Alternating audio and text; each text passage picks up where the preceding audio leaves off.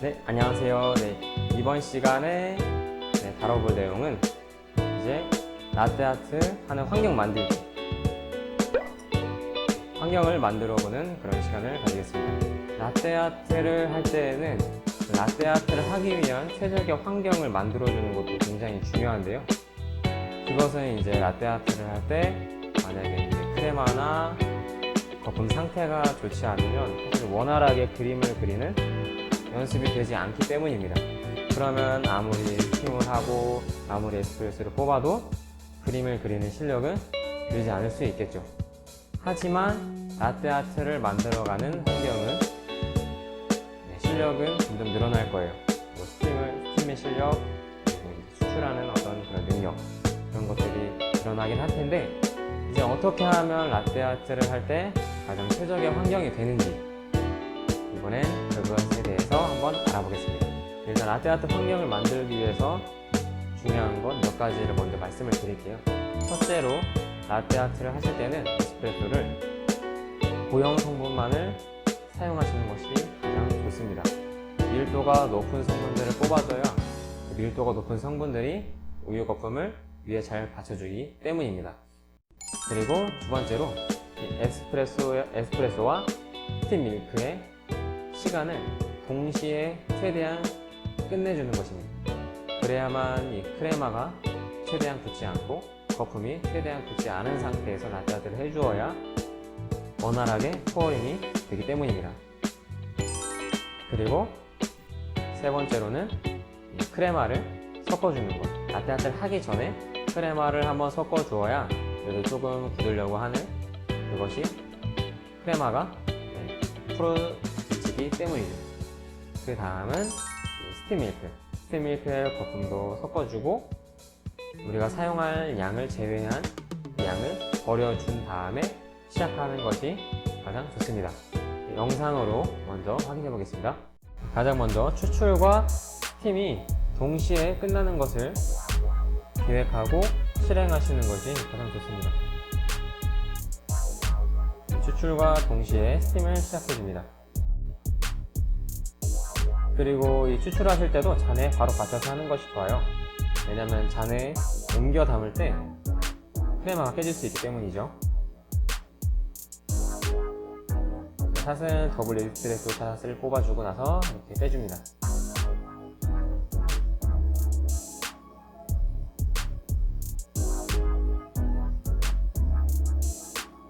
다음 필요한 만큼만 제외하고 버려준 후에 에스프레소를 한번 저어주고 라떼아트를 하시면 됩니다.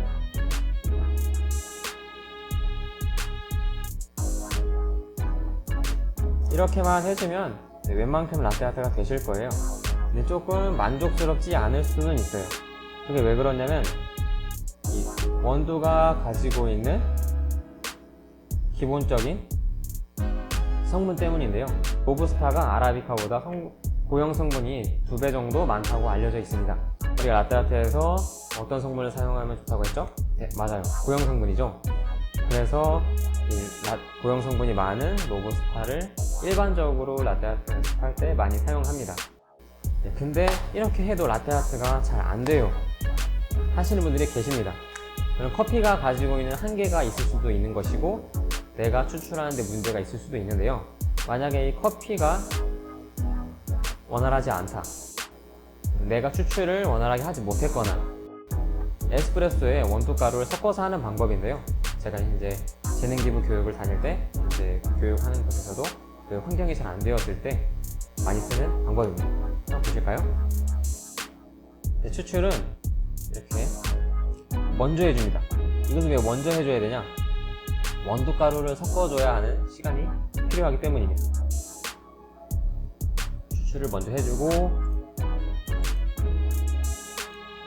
여기 원두가루를 3g 정도 부어서 먼저 섞어줍니다.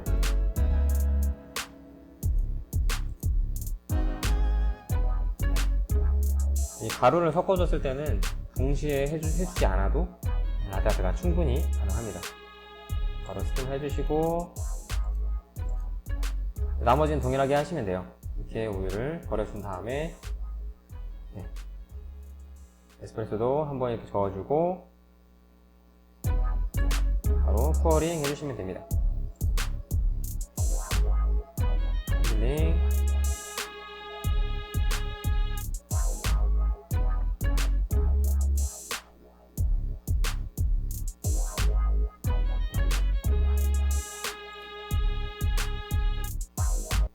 네, 도움이 좀 되셨나요? 네, 이 라떼 아트를 하실 때는 일단 가장 중요한 것은 이 에스프레소와 스팀밀크에 대해서 이해하는 것이 가장 중요한데요. 그래서 라떼 아트를 하실 때는 에스프레소 공부와 스팀밀크, 우유의 밀도 그런 것에 이제 유기적으로 어떻게 연결되어 있는지에 대해서 고민해 보시는 것도 내가 라떼 아트를 하는 데 있어서 많은 도움이 됩니다. 일단 라떼 아트를 이루는 것 중에 가장 또 중요한 것은 밀도를 맞추는 것인데요. 만약에 에스프레소의 밀도가 낮다, 에스프레소의 추출이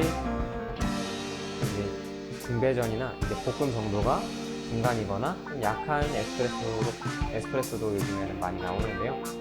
그런 원도가 가지고 있는 원도에서는 라떼 아트하기 조금 버거운 밀도의 적은 밀도의 에스프레소가 추출이 될 수가 있어요. 그럴 때는 거품을 많이 해주시는 것이 좋습니다. 그것이 왜냐면 거품이 얇으면 밀도가 낮은 커피가 거품을 받쳐주지 못하기 때문에 밑으로 가라앉을 수가 있어요. 근데 거품을 두껍게 해주면 그만큼 우유의 밀도가 작아지기 때문에 그 위에 뜨기 좀 더 수월해지는 거죠. 그래서 이제 에스프레소의 밀도와 스팀밀크의 밀도를 생각하시면서 거품의 양을 정해주시는 것이 가장 좋습니다. 그러기 위해선 우리 매장의 그 원두의 밀도를 체크를 하시는 것도 중요하고, 스팀밀크에 거품을 얼마나 내야 하는지도 알 수가 있겠죠. 그래서 우리 라떼 아트를 하지만 커피 공부도 소홀히 하지 않은 라떼 아티스트들이 되었으면 좋겠습니다. 우리 함께 합시다.